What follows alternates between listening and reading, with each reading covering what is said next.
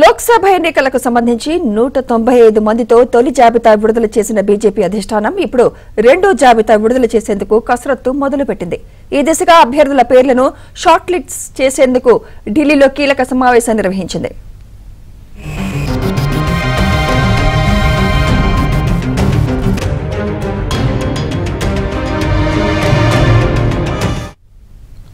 వివిధ రాష్ట్రాల core group నేతలతో బీజేపీ జాతీయ అధ్యక్షుడు జేపీ నడ్డా భేటీ అయ్యారు.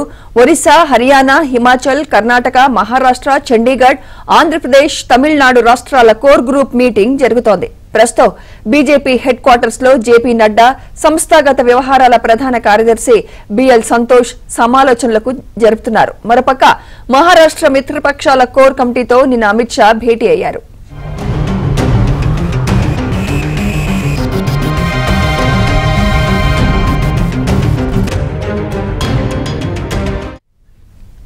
మరోవైపు ఏపీ బీజేపీ అధ్యక్షురాలు పురంధేశ్వరి ఢిల్లీ పర్యటనలో ఉన్నారు. నడ్డాతో పాటు పలువురు అగ్రనేతలను ఆమె కలిసే అవకాశం ఉంది. ఇదే అంశంపై మరింత సమాచారం మా ఢిల్లీ బ్యూరో చీఫ్ కృష్ణ అందిస్తారు. Krishna, Sumitra, BJP core group రాష్ట్రాల సమావేశం ప్రారంభమైంది. ఈ సమావేశంలో అమిత్ షా, అదేవిధంగా బీజేపీ జాతీయ అధ్యక్షుడు జేపీ నడ్డా పాల్గొన్నారు. వీరి నేతృత్వంలోనే ఈ సమావేశం జరుగుతుంది. గతంలో ఈ యొక్క కోర్ గ్రూప్ సమావేశం తర్వాతనే 195 మందితో తొలి జాబితాను విడుదల చేశారు. తర్వాత ఇప్పుడు రెండో జాబితాను విడుదల చేయడానికి రంగం సిద్ధమైంది.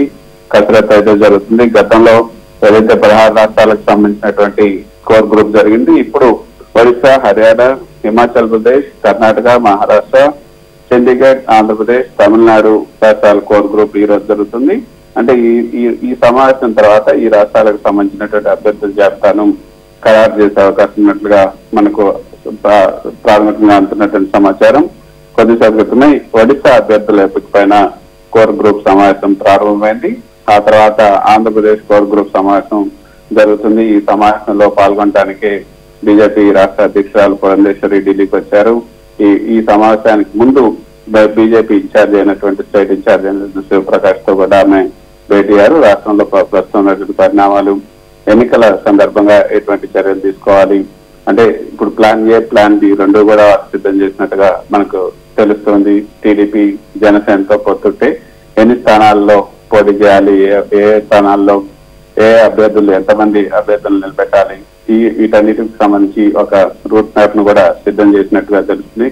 ఒకవేళ పొత్తు కనుక లేకపోతే మొత్తం ఎంతమంది అంటే 25 పార్లమెంటు, 175 అసెంబ్లీ స్థానాల్లో ఎవరెవరు సిద్ధంగా ఉన్నారు పోటీ చేయడానికి అన్న వివరాలన్నింటినీ కూడా శివప్రకాష్ పురంధేశ్వరి అందజేసినట్టుగా తెలుస్తుంది. ఈ సమావేశంలో ఇప్పుడు ప్రస్తుతం ఒడిశా అభ్యర్థుల ఎంపిక తర్వాత అంటే సుమారు ఒక అరగంట పాటు ఒడిశా అభ్యర్థుల ఎంపిక సంబంధించినట్టు కోర్ గ్రూప్ సమావేశం ముగుస్తుంది. ఆ తర్వాత ఆంధ్రప్రదేశ్ కోర్ గ్రూప్ సమావేశం జరుగుతుంది. ఈ సమావేశంలో పురంధేశ్వరి కూడా పాల్గొంటారు. ఏపీలో 25 పార్లమెంట్ స్థానాలు, 175 అసెంబ్లీ స్థానాలకు అభ్యర్థులను ఓడపరిచే అవకాశం ఉంది. గత కొద్ది రోజులుగా విజయవాడలో ప్రాథమిక కసరత్తు కూడా చేపట్టినటువంటి రాష్ట్ర నాయకత్వం ఏపీలో తెలుగుదేశం, జనసేనతో బీజేపీ పొత్తు వ్యవహారంపై కూడా ఈ సమావేశంలో చర్చించే అవకాశం ఉంది. ఈ సమావేశంలో ఈ సమావేశం తర్వాత ఏపీలో పొత్తులపైన కొంత స్పష్టత వచ్చే అవకాశం ఉన్నట్లుగా మనకు అందుతున్నటువంటి సమాచారం. రేపు లేదా ఎల్లుండి టీడీపీ, జనసేన అధినేతలు చంద్రబాబు, పవన్ కళ్యాణ్ ఢిల్లీకి వచ్చే అవకాశం ఉన్నట్లుగా కూడా బీజేపీ వర్గాల నుంచి మనకు అందుతున్నట్టు సమాచారం. 9వ తారీఖు ఎన్డీఏ సమావేశం ఉన్నట్లుగా తెలుస్తుంది. ఆ ఎన్డీఏ సమావేశానికి ముందే టీడీపీ ఎన్డీఏలో జరుగుతుంది అన్న ఒక అధికారికంగా ప్రకటన చేసి ఆ తర్వాత 9వ తారీఖు అందరూ కలిసి ఒక ఎన్నికలకు ముందు ఒక సమావేశాన్ని ఏర్పాటు చేసుకోనున్నట్లు కూడా మనకు అందుతున్నట్టు సమాచారం. కాబట్టి ఏపీలో పొత్తుల పైన 9వ తారీఖు లోపే ఒక స్పష్టత వచ్చే అవకాశం ఉంది. ఈ రోజు జరుగుతున్నటువంటి కోర్ గ్రూప్ సమావేశం తర్వాత కూడా ఈ పొత్తులకు సంబంధించి అదేవిధంగా పోటీకి సంబంధించిన అంశాలపైన కూడా ఈ పురంధేశ్వరి కొంత విలేకరులతో మాట్లాడే అవకాశం కూడా ఉన్నట్లుగా మనకు సమాచారం అందుతోంది. సో ఈ సమావేశం చాలా కీలకమైనటువంటి సమావేశం అని చెప్పచ్చు. ఈ కోర్ గ్రూప్ సమావేశం తర్వాత అభ్యర్థుల జాబితా పైన ఒక స్పష్టత వచ్చే అవకాశం ఉంది.